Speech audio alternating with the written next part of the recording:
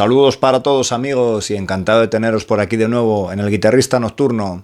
Nada mejor para esta noche de tanto calor que hablar de un disco mítico en la historia del rock, seguramente el que dio origen a un estilo como el del power metal. Nos referimos al Ritchie Blackmore's Rainbow. Y es que aunque muchos citan su segundo álbum, Rising, como la semilla de donde creció este estilo, es en su primer disco donde se sientan las bases, con esas letras a caballo entre lo fantástico y lo medieval de Ronnie James Dio y la insuperable guitarra de Ritchie Blackmore, con canciones como Men on the Silver Mountain, The Temple of the King o Catch the Rainbow. En este vídeo vamos a aprender a tocar algunas partes de guitarra muy interesantes que aparecen en el disco, y no solo eso, sabremos algunos datos y anécdotas muy interesantes, como por ejemplo a qué se debe el nombre del grupo, por qué el disco finalmente se llamó Ritchie Blackmore's Rainbow cuando se iba a haber llamado Ritchie Blackmore and Ronnie James Dio Rainbow. Sabremos también que miembro de Deep Purple prácticamente amenazó a Dio para que no hiciera nada en solitario con Ritchie Blackmore y este no se fuera del grupo. Y finalmente sabremos por qué Ritchie Blackmore directamente fue prescindiendo de cada uno de los miembros, salvo Ronnie James Dio, que habían colaborado en este primer disco. Vamos a ello.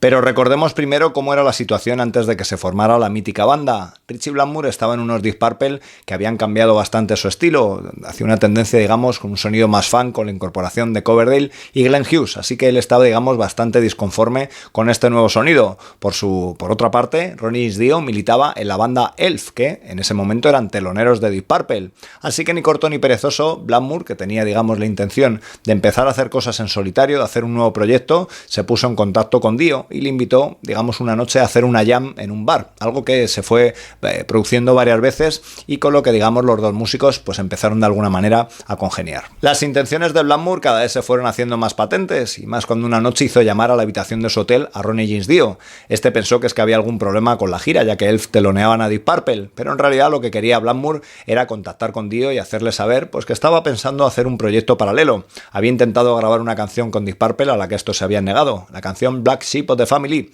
que para más Henry, Ronnie James Dio era bastante fan de ella, así que decidieron, ya tenían las bases grabadas Blackmore, decidieron grabar la voz por encima y ver si el proyecto pues se podía llevar a cabo. Conforme con la grabación de la voz que Dio hizo para esta canción en el estudio, le comunicó que necesitaban otra canción para poder, digamos, lanzar un single. De esta manera le puso las bases de una canción que había compuesto y tenía ya preparada, 16th Century Greensleeves, y Dio, de alguna manera, dijo que podía cantarla y que podía hacer algunas letras, a lo que quedaron para el día siguiente para grabar en un estudio.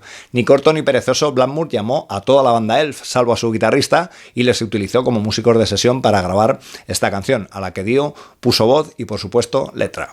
Y este, amigos míos, fue un momento culminante no solo para esa grabación del primer disco de Rainbow, sino para todo un género, ya que, como reconoce Ronnie James Dio, era la primera vez que, digamos, componía utilizando letras que se mueven entre lo fantástico, lo medieval, toda esa temática de dragones y mazmorras que tanto hemos escuchado, pues después en estilos como, por ejemplo, el del power metal. Hay que recordar que para él Ritchie Blackmore entonces era Dios, era el guitarrista de la banda más importante que había, la banda de rock más importante que había en el momento, así que también era importante el poderle convencer de que tanto su voz como esas letras pues podían funcionar para el proyecto. Como el propio Dio comenta en su biografía, a la hora de entrar a grabar en la cabina este tema prácticamente le temblaban las piernas. No solo estaba digamos ahí la presencia de Blackmore, sino también la de un productor como Martin Birch, por supuesto el productor de toda la vida de Deep Purple, así que era un momento importante. Parece ser que grabó una primera toma y se generó una especie de silencio en la cabina, él no sabía si esta toma funcionaba o no y les preguntó si podía repetirle unas cuantas veces más ya que se estaba soltando, a lo que Blackmore dijo directamente que la toma le había parecido fantástica y que no hacía falta hacerla ninguna más. Por si acaso, Ronnie James Dio siguió intentándolo, pero se quedaron con esa primera toma. Así que lo que escuchamos en 16th Century Greensleeves es esa primera toma que Ronnie James Dio hizo, por supuesto, fantástica. Con estas dos grabaciones ya hechas, ya estaba el proyecto en marcha. Por supuesto, el anterior guitarrista de Elf tuvo que hacer las maletas y el resto de miembros fueron los que grabaron finalmente ese primer disco de Rainbow. ¿Por qué se llamaron Rainbow? Pues en honor a ese pub, a ese bar donde los rockstars solían juntarse, y un bar mítico, y cogieron el nombre de ahí. Digamos que no se comieron mucho el tarro, pero era donde, por ejemplo, Ronnie James Dio y Blackmore, pues digamos, habían alternado por ahí más de una vez. Pero no todo el mundo estaba contento con que este proyecto se llevara a cabo, y menos los miembros de Deep Purple. Parece ser que Jon Lord habló muy seriamente con Ronnie James Dio, antes de que supiera que este ya había grabado estos temas con Ritchie Blackmore, y le dijo de alguna manera, le advirtió que si Blackmore le pedía grabar algo en solitario con él, que le dijera que no, ya que por supuesto no quería que dejara Deep Purple. Evidentemente esto ya se había producido y Dio pues tuvo que callarse, no decirle nada